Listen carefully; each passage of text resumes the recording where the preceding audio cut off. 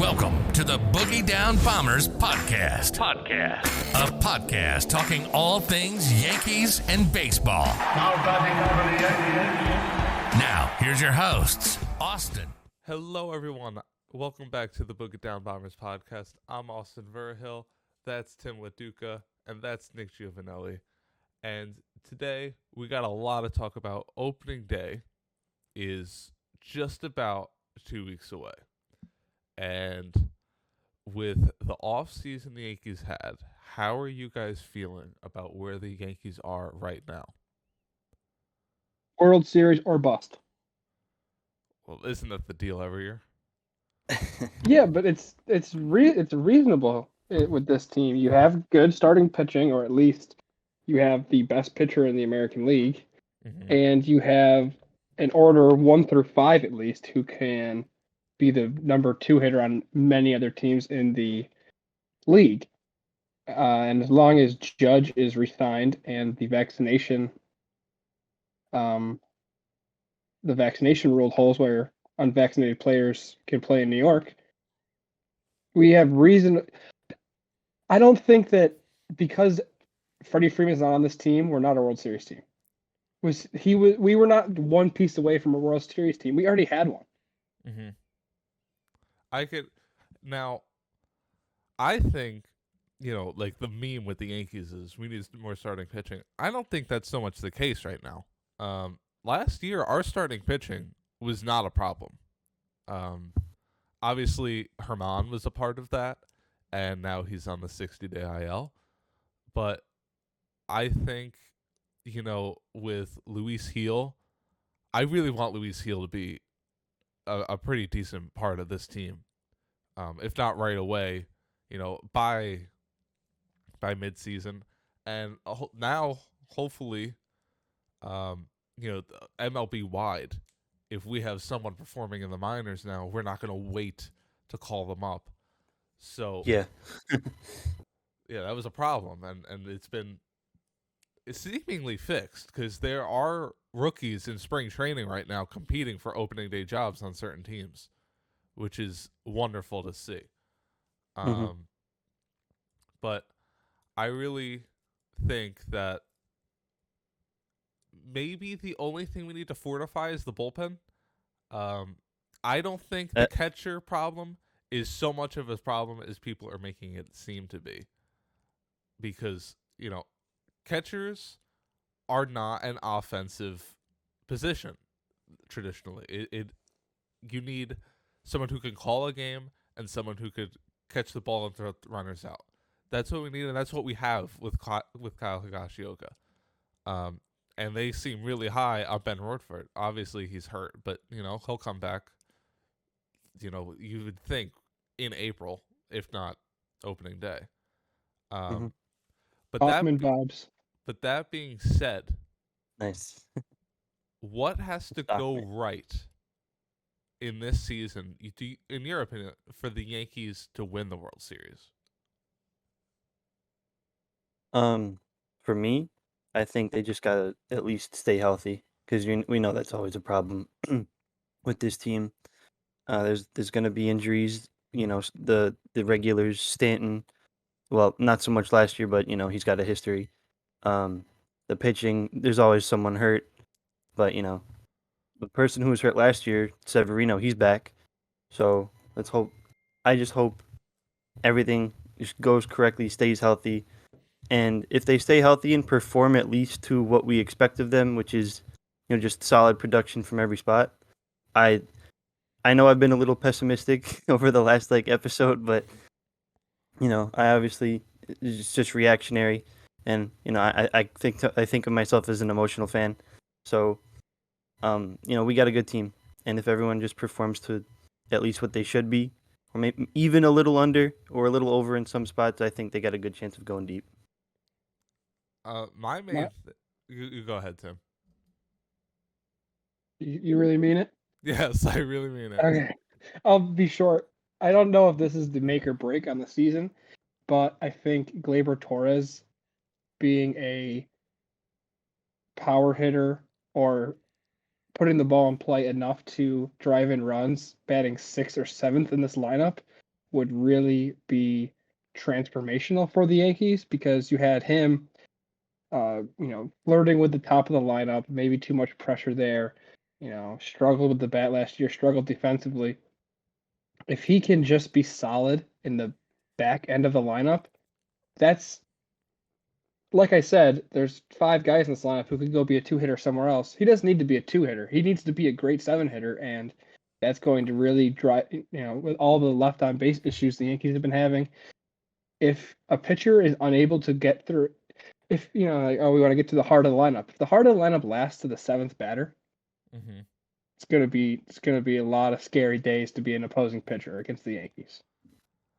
Now, kind of with that, now obviously Glaber was, he hit 38 home runs. I remember we were having debates, like early podcast where we were trying to figure out who was going to be better, Glaber or Judge, and I think it's clear that it's Judge, but Glaber, maybe he had one of those problems where he wasn't performing defensively and it affected him offensively.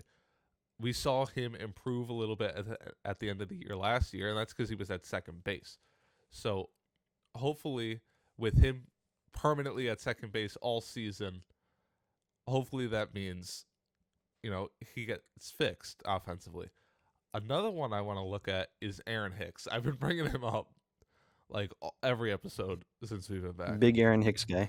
Well, because you look at what he was, and he was, he bat flipped walks. Like, this guy was walking all the time. He was defensively one of the best center fielders in the American League, and offensively, he was the second best center fielder in the American League at one point.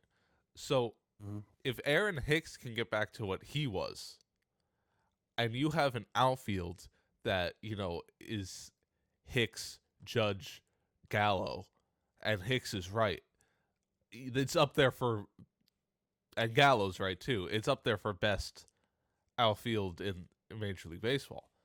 And what's fun to think about is there's going to be times where Judge is playing center field and you have Gallo and Stanton out there too, which is bananas to think about. There isn't anywhere you could hit that where the ball won't get rocketed to home.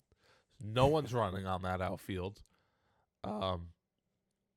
Starting pitching, Jordan Montgomery is a piece that I think would, when you say what has to go right for, to win the World Series, obviously big players got to perform, but when you look at the, the back end of the rotation or the bottom of the lineup or the bench, there's always like that guy that,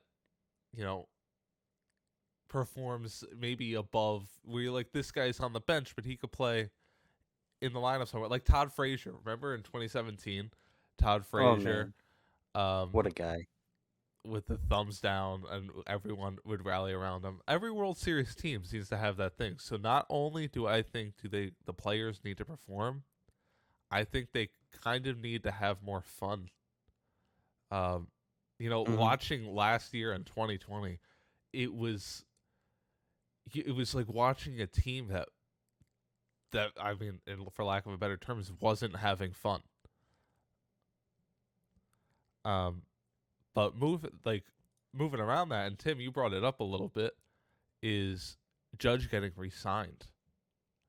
Wait, can I before you transition to that, I just want to make a comment a little bit farther back. Mm-hmm. Who wants to guess what the average WAR of a team's catcher position was last year? 1.9. Oh wait, no. 0.7. I'm gonna go 1.2. Negative 0.3. Wow. Ooh. That's the average team's catcher production. You don't need to have an amazing catcher to be a good team. However, I will comment, this might completely disprove my point. How many teams make the playoffs? 12? it got expanded, right? I can't remember. Isn't it like 16 now? Tampa Bay had the best catcher roar. Mm-hmm. They made the playoffs. But then it's Washington Nationals. They didn't. Kansas City Royals. They didn't. San Francisco, yes. Dodgers, yes. Cubs, no. Diamondbacks, no. Detroit Tigers are 9th, no. White Sox, yes. But that was with Yasmani Grandal. And Oakland, 11, no. And Pittsburgh had the 12th best catching position. The top 12 teams last year from the catcher spot, half of them didn't make the playoffs. More than half. Yeah, and you don't need to. And the Yankees didn't have a good catcher last year. They still made the playoffs. Why are we acting like without having a good offensive catcher this year, it's going to be an issue when we didn't have one last year? We still made a playoff. Well, I think Gary Sanchez, honestly, I have his jersey. I loved him. I loved him so much, dude. But he was horrifically bad. Horrifically bad. After he fell off. I don't know what happened. He said, I can't remember if he said or it was reported that, the noise got to him, where everyone was criticizing his defense and it got to him and it affected his play. Scary thing about that is, that's not going to happen in Minnesota, and maybe he just At all. lights it up in Minnesota. I'm also more curious as to why a National League team didn't pick him up. Throw him at DH. Maybe it's because he hit 196. But not even 196. Was it worse than that? It might have been worse than that. But I think that guy Gary has to be a DH. But moving back to what I was saying about Judge getting an extension, Judge has made it very clear he wants to be a Yankee. I think fan base has made it very clear they want him to be a Yankee, and Brian Cashman has made it clear that he wants him to be a Yankee.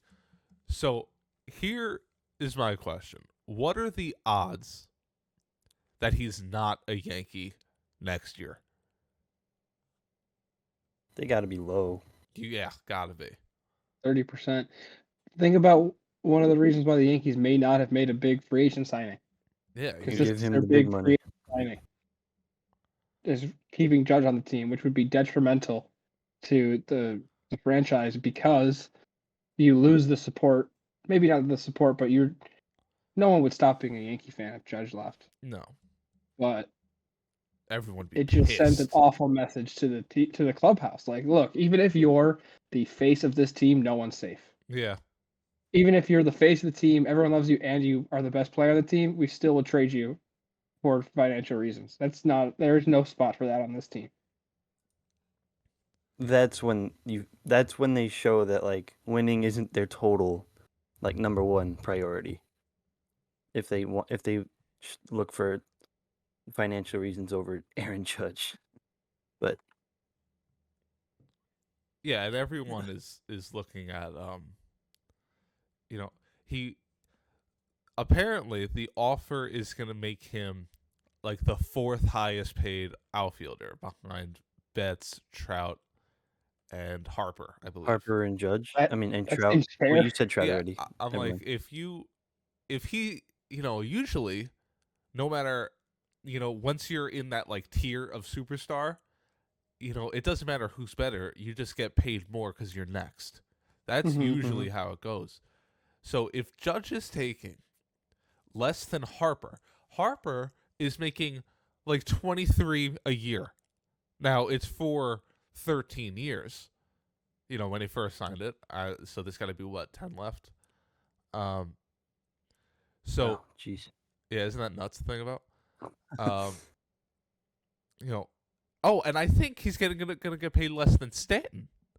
If you're paying Judge less than Stanton, you have no excuse to sign other people as well.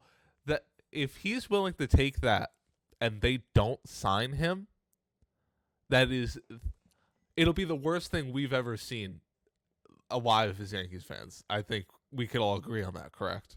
Yes. Yeah. And I am positive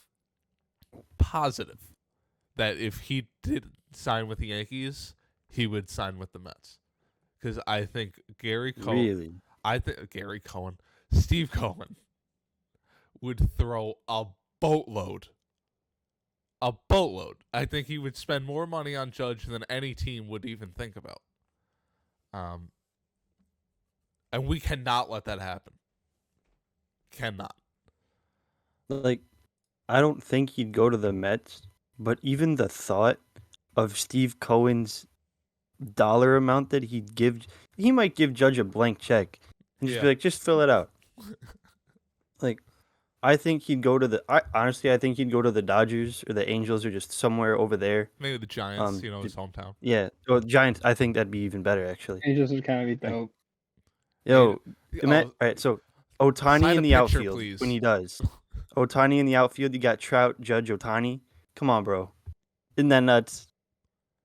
But I think he's going to end up going home if he doesn't sign here. But just the thought of Steve Cohen, the man with the tax named after him, giving you a blank check, it would be hard to turn that down. It would. He wouldn't have to move, he could just live where he lives now. And I don't think there's a team in the league that would give him more money. I really don't. I don't think the Yankees, I don't think like Steinbrenner and Cashman view the Mets as competition. But if you ask me if I think Steve Cohen views the Yankees as competition, absolutely. I agree with that. Remember how Steinbrenner said we're not in a bidding war with the Mets. Steve Cohen doesn't feel that way. Steve Cohen's like, I'll bid you anyway. He's like, okay, I'm just making it easier for me to win. But now it's time to go around the league. This is where we go around the league and we look at teams other than the Yankees. First off, we got two things about the Blue Jays, and one we should all be very happy about, and that is that Randall Grichuk is gone. Randall Grichuk is not in the American League East. We don't have to worry about, for some reason, he would not hit against any other team. He really wouldn't. He owned us, man. But when he played the Yankees, he killed us. I can't remember the exact numbers, but his numbers against the Yankees as opposed to other teams, you look at those splits, it is unreal. So he goes to the Rockies, of all places, and they get Ramiel Tapia, who truthfully, I don't understand why the Blue Jays did this. Ramiel Tapia, he is among the league's lowest in terms of exit velo, and he is in terms of the league's highest for grounded balls. So when he hits and he also strikes out a ton. So when he hits the ball, it is soft and on the floor, which is not ideal. The thing about, people are like, who cares about exit velo? If you hit a ball 117 miles per hour on the ground, it's significantly harder to field than a ball that is going 89 or whatever, which is ridiculously slow. But can you guys really make sense of why the Blue Jays did this? Money, depth in the outfield, because they have an overloaded roster. I mean, yeah, they traded an outfielder and got an outfielder. Yeah, but this is not a starting outfielder. True. So what is their outfield? Springer. Oscar Hernandez. He's DH though, isn't he? Oh no, or Vlad's DH. Yeah, they kind of flip flop, I think. Yeah. Hernandez is like right field DH. That's a dirty lineup, by the way, in Toronto. Oh, it might be the best in the league. It might be dirty. And there's a few players on that team.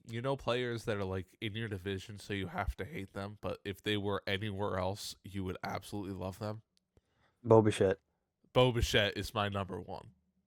He's got the best swing in baseball. It's I will not be Bo I will not Bichette. be debating that. Bo Bichette is unreal. I love Bo Bichette. I mean, everyone so loves good. Vlad, right? I mean, there's so many likable players on that team, but the team as a whole, I hope they finish last and get relegated. Yeah, basically. But the Blue Jays. Go ahead. Just got a quick thing. It's Randall Grichuk's stats against the Yankees. Yep. He only batted .217, which shocks me, but 26 hits, 10 homers, 19 RBIs, 18 runs in 32 games. So he didn't hit a whole lot, but when he did, they were bombs. They hurt the Yankees. They were either bombs or like doubles or something. That was just a quick little thing. Blue Jays also, we talked about Teoscar Hernandez. They were discussing trades for Teoscar Hernandez with the Marlins. Yeah, I think that they think they're Did I too miss good that? and they want to. They think this might be unfair. I think. Well, here's the deal. Their pitching is good, right? Like their starting pitching is good. You got Ryu, who won Cy Young in 2020, if I remember correctly. They lost Robbie Ray, but they signed Kikuchi, and they signed Gosman, right? So They those got Alec Manoah.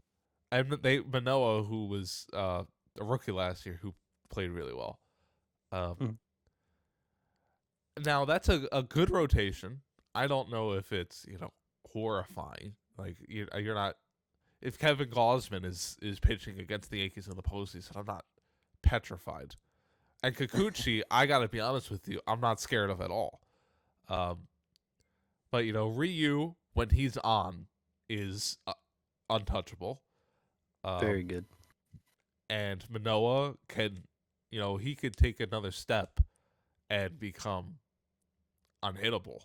So there's some question marks there, but if everything turns out right, their starting pitching is great. Their relief pitching, though, I don't think anyone in the league is scared of. I can only name Jordan Romano, if he's even still there. Nate Pearson, they moved him to the bullpen. They didn't need him to start anymore. I think Roberto Osuna is a free agent. I think he's. I hope it stays that way. I don't think he'll sign anywhere. All right, what does free agent mean? Like, He's I know what not it means baseball-wise, but free agent? It's a When weird have we word. when have we ever considered players as agents? They have agents. They're not free agents. And does free mean they cost no money or they're released? No, they're free to sign anywhere. Yeah, but what the hell does agent mean then? I don't know. I couldn't tell you, man. It's a good question. It's a good question. I like that. Do you guys know who I'm really worried about in the American League this year? That's the Oakland A's. Because they just made their first free agent signing of the offseason. They've spent more than $0 now? They've spent more than $0. They signed. Oh wait, dude. Oh, I'll say it after. Never mind. Okay, they signed someone who has been I feel like on 4 separate occasions. Stephen Vogt is back with the Oakland A's on a major league deal. The only free agent signing that I can't even say of the offseason because spring training started. And they went all of the offseason without signing anybody. They traded Matt Chapman. They traded Olsen. They're hopefully going to trade Laureano to the Yankees. I don't know. And here's the thing: they're gonna make the playoffs. No. It's gonna happen. It always does. You know who's making the playoffs? Expanded. Cubs. Well, it's 14 teams now, right? Or is it 16? I don't know. I'm losing all I'll these find out. numbers. But Wait, you guys like my hat? it's a nice hat. I think your head. Don't explain what it is. Is it a unique? Oh yeah, because No, don't explain it. Is it unique? Are you interested to see a hat like this? It's an interesting looking hat. Yeah. well, you gotta watch the YouTube video if you want to see it. All right. And people are gonna. It's a normal baseball hat, everyone. But what can we tell people to make them Oh, really wait. want to know what it looks like? Oh, the new playoff format is 12 teams. The new one is 12 teams. Because before it was the division winners. It was 10, and they wanted 14. They settled at 12. Okay. They met halfway. Meet me halfway. I was Banger. just thinking about it. But Oh, yeah, you guys want to meet me halfway in Baltimore? I could That would meet be you halfway in interesting Baltimore. All right. That'd actually be pretty tight. Have you guys seen what's going on with Megan Thee Stallion and Carl Crawford? Do you guys, first of all, do you guys remember Carl Crawford? I don't even Yes. know who Megan Thee Stallion is. You've definitely heard at least one of her songs. I know I have, but I'm proud to say I wouldn't know if it's her. No, she's actually legitimately, she is a great rapper. Like, look at her XXL freshman freestyle. Whoa, That I thought went you were gonna hard. go somewhere else there for a second. No. Her freshman freestyle was the only good freshman freestyle that year, by the way. Her freshman, The babies went hard, man. She's just a ripoff of Eminem, I heard. as in a rapper. Now of like the M&Ms, like the food. Oh, nice, man. But so Carl Crawford, you remember former Tampa Bay Ray. You know, goes to Boston, underperforms incredibly, gets traded in that insane trade with the Dodgers, if you guys remember that. You know, with Beckett and Gonzalez. And Adrian Gonzalez. Who went over to the Red Sox in that trade? Carlos Zambrano. Carlos Zambrano. What a name. Let's see. Because that trade was nuts. I remember. Hanley Ramirez. Hanley Ramirez might have been a part of that. In return, oh my God! Wait, okay. The deal. Why did I have to make? How is this a 19-paragraph story? I just need to know who it was. Red Sox sent Adrian Gonzalez, Josh Beckett, Carl Crawford, and Nick Punto to the Dodgers in return for James Loney, Robbie De La Rosa, Alan Webster, Jerry Sands, and Ivan DeJesus. They were like, let's blow it Nice. up. Red Sox. Wait, so that trade worked out for no one? Well, Adrian Gonzalez was nice with it for the Dodgers. And Josh Beckett had like a year or two with them that wasn't terrible. But Carl Crawford Probably. Carl Crawford was atrocious. that was the same year as the Marlins Blue Jays trade with Mark Burley and no, not the Blue Jays. I'm an idiot. No, yeah. It was when Mark Burley went from the Marlins to the Blue Jays. And God, there was so many people in that trade too, and I can't remember anyone else. But those trades were nuts. Jose Reyes. Was Jose Reyes in that trade? Which one? The Marlins and the Blue Jays with Mark Burley. Look that one up. That was the same offseason. Same. It might have been the trade deadline, but it was at the same time as the Beckett and Gonzalez trade to the Dodgers. Marlins trade Mark Burley, Jose Reyes, Josh Johnson, and others to Blue Jays and salary dump. The Marlins traded Omar Infante and Anibal Sanchez to the Tigers, and shortly thereafter traded Hanley Ramirez to the Dodgers.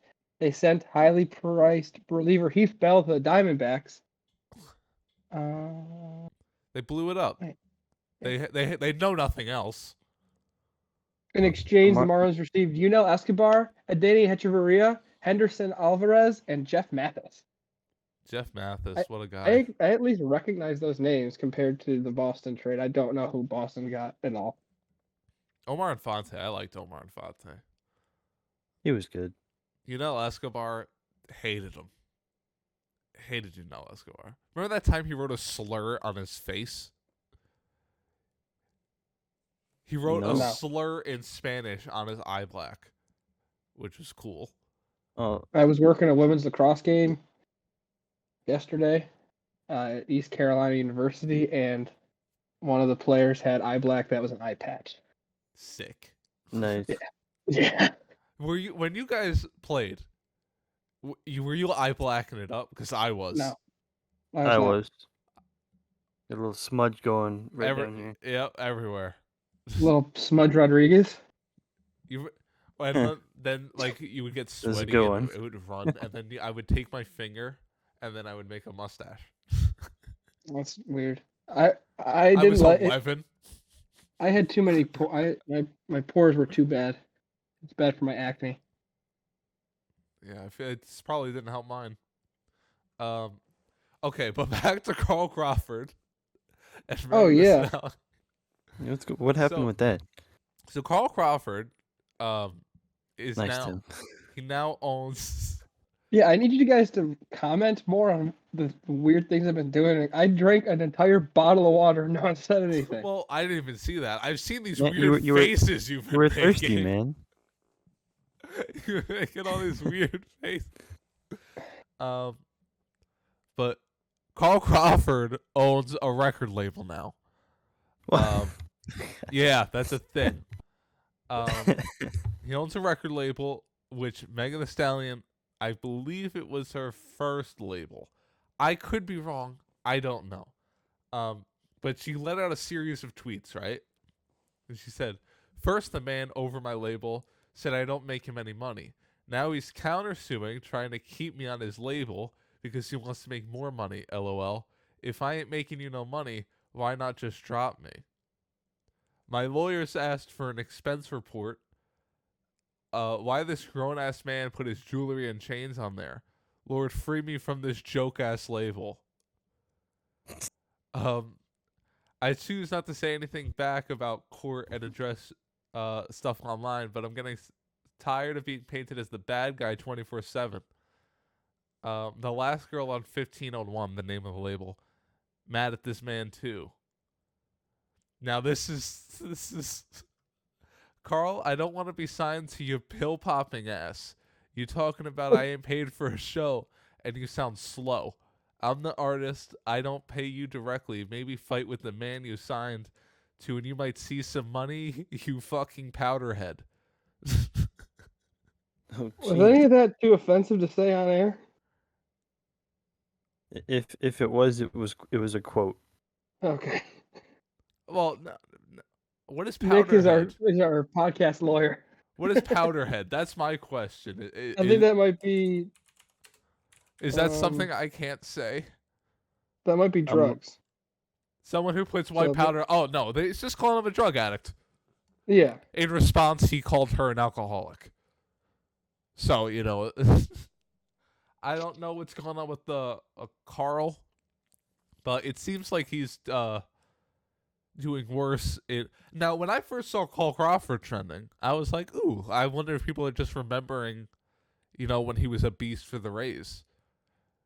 Kind of a beast in that regard. And then I see him and I'm like, "This can't be the same Carl Crawford," and it is. Same guy. Because of course. So why not? But they're having some beef. Hopefully it gets resolved. But thank you guys all for listening. Oh, and watching. wait. You're welcome. Before we end, just the one thing I had. Go ahead. I'm drinking out my Phillies you know who we cup. You know who we forgot in the Blue Jays rotation? Who's that? Jose Barrios. Oh gosh. Oh, the one best who's one? like really, yeah. The one who, if we did face in the playoffs, I would be. Yeah. You could definitely be worried about Jose Barrios. Yeah. Nice stash. I was looking at the roster and I was like, oh, you know what? This is it's a pretty big piece. Certainly. A big piece. Who was that? I have no idea. Tim Wasn't Salmon? that Ryan Howard? Yes. Oh, Phillies Cup. You should know that, Phillies fan. Phillies Cup. All right, before we go as well. I got this cup at the Phillies game, right? And this is the cup they give you when you order a drink, like the souvenir cup, an alcoholic beverage, and they gave me this cup, and it's plastic. I didn't hear it when you hit it. I think Discord cuts out the noises like that.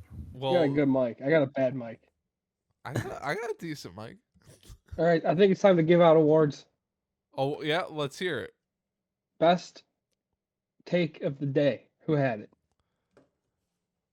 Was there really any takes? Oh well, I guess who was the most? I like yours when you brought up Glaber.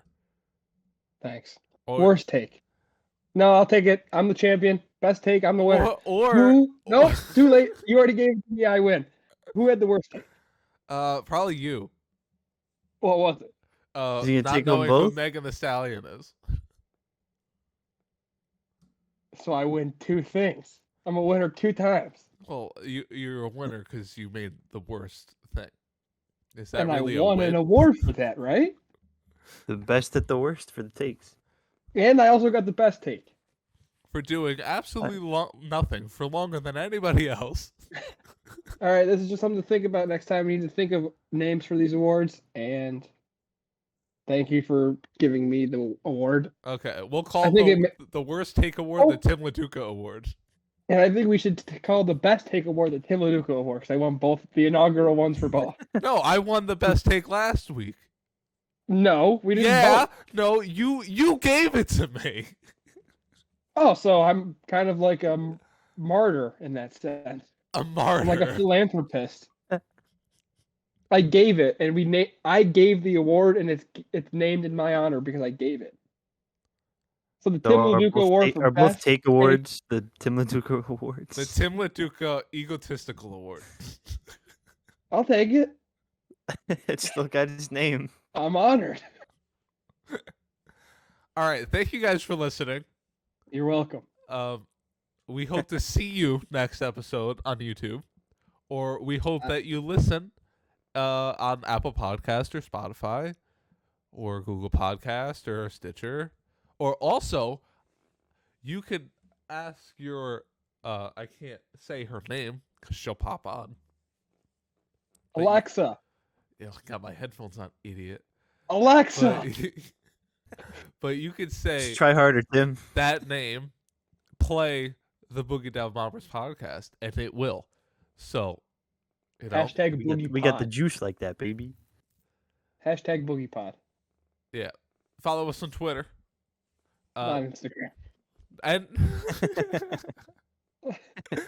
I mean, you can if you want to on Instagram, but I haven't gotten holding around it down to on Twitter. On all right. Bye.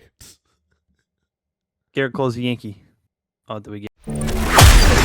Thank you for listening. Don't forget to follow us on Twitter @BoogiePod and subscribe on Apple Podcast, Spotify, or wherever you listen to podcasts.